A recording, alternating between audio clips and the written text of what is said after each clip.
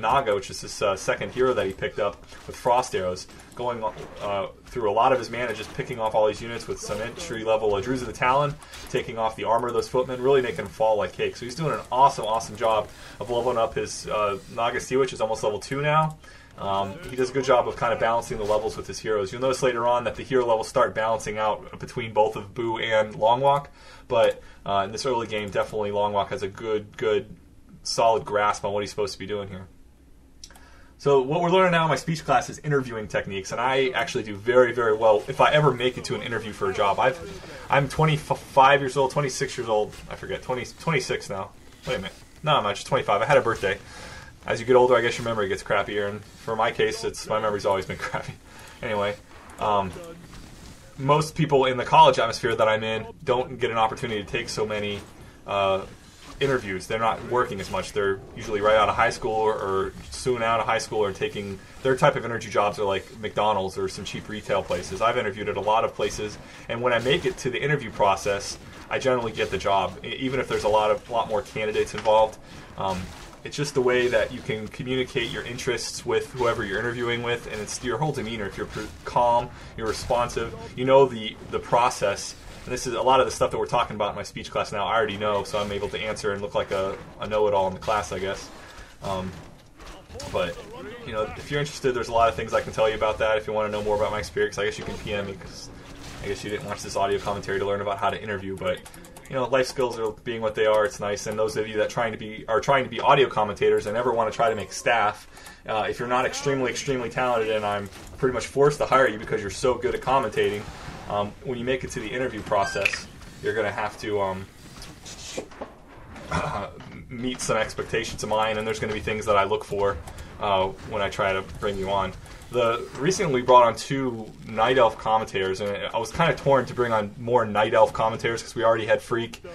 We brought back Mr. Cygnus, and we have Lado. So, I mean, that's 3 commentators there that are all Night Elf, and then I brought 2 more on. We have 5 Night Elf commentators on staff now at WCR, and then we have a Stop and Orc commentator, Dredrick, who's human, and me, who kind of just does whatever.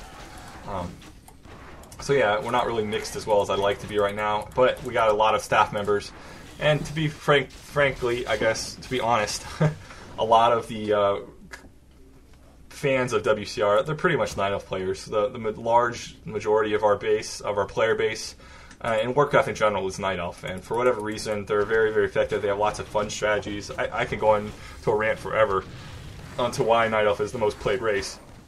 They're powerful. They got Superman. The next one obviously is Orc, and then probably Human, maybe even tied with Orc is Human. As of late, I'd probably put Orc ahead more because of the Blade Masters. Really powerful, and makes it for fun games, I guess, quick games.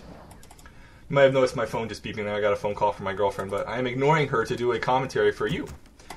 But I better call her back soon. I'm actually looking at buying a new 4-wheel drive truck. We just moved to a house last year.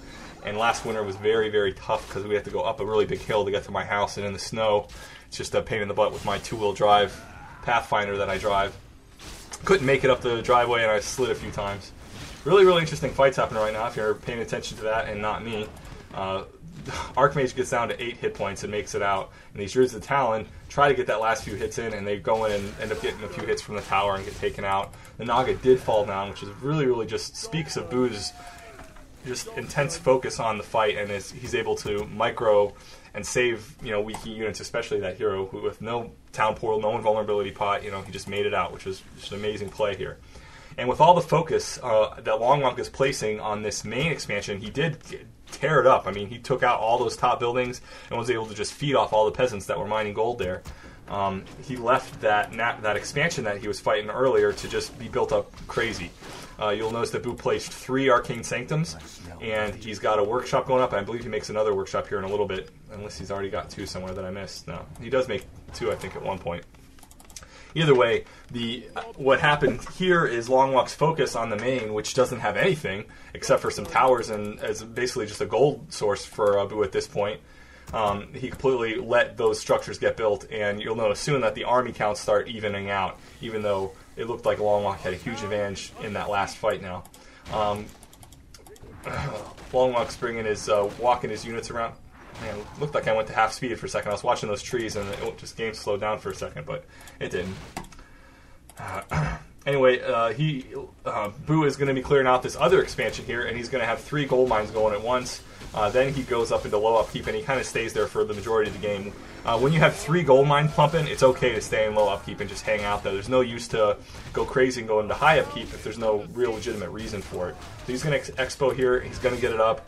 He's going to be able to pump from those 3 arcane sanctums and that workshop to get refortify his army quickly when he loses it, and also just to quickly build up his army now. Quickly build it up to 70 when he's going to be up against all those bears that Longwalk is going to be making. He's just got a few of them starting now. Bears, Dryades, very, very common for Night Elves to be going versus pretty much any strategy. But the interesting thing that Longwalk did was he kind of progressed it. You noticed he was a Druids of the Talon early. How many times do you see Druids of the Talon versus human? Not very often, basically because Riflemen, because of Towers, Druids of the Talon just aren't very good versus that. So he made the good decision to switch to Bears and Dryads, which is a good counter to Towers. Bears can tank them, Superman can tank them, while the Dryads and other Bears really take them down. Both players doing a good job of creeping and trying to multitask, scouting their opponents with illusions. It's common tactics. You guys aren't aware of a lot of this stuff. These are just basic stuff. You can learn a lot of the basic things of Dota from watching these maybe above average level tournament players like Boo, like Longwalk, like Lado, Phreak. A lot of these people aren't considered like top-end pros, except for Phreak, I guess, because he's top 5 world. But they're not like the Grubbies and the Moons and the high-ends there. They're American players for the most part, and I think they speak to a lot of American and European gamers alike in their strategies and their playstyles. Right here's a really, really cool fight that's about to happen. Longwalk Boo is trying to level up his Archmage a little bit if he wants to get him level 5 before his Mountain King comes out. And if he was able to clear out this whole creep camp with no problems, he would have hit level 5.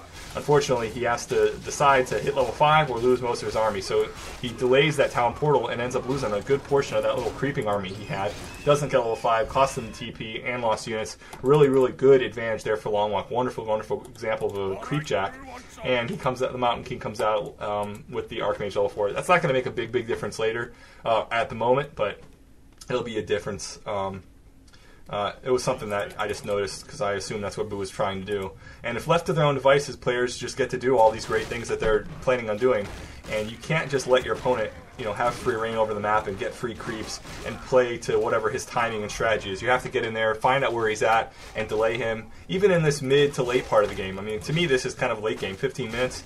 In most Orc games that I play, they're over within 15 minutes, whether I make the Tier 2 push happen or not. But in Human vs. Night Elf, this is the kind of game, and even really Human vs. Undead or Night Elf vs. Undead, a lot of those maps or a lot of those matches tend to drag out for long periods of time.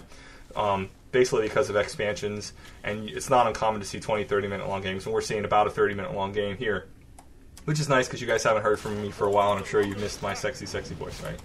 So Boo is targeting this Longwalk's Demon Hunter here, who's got a Potion of Invulnerability, and that was just his image, so I look like a complete idiot.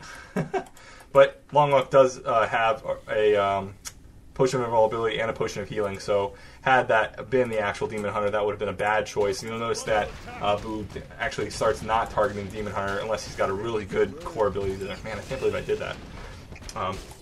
Boo knew that was an illusion from the first time he hit him, and from it being the Demon Hunter by himself. So he figured that out in 2 seconds, and it took me 3 minutes of talking to figure it out. Boo did a commentary at one time. I gotta look it up because I remember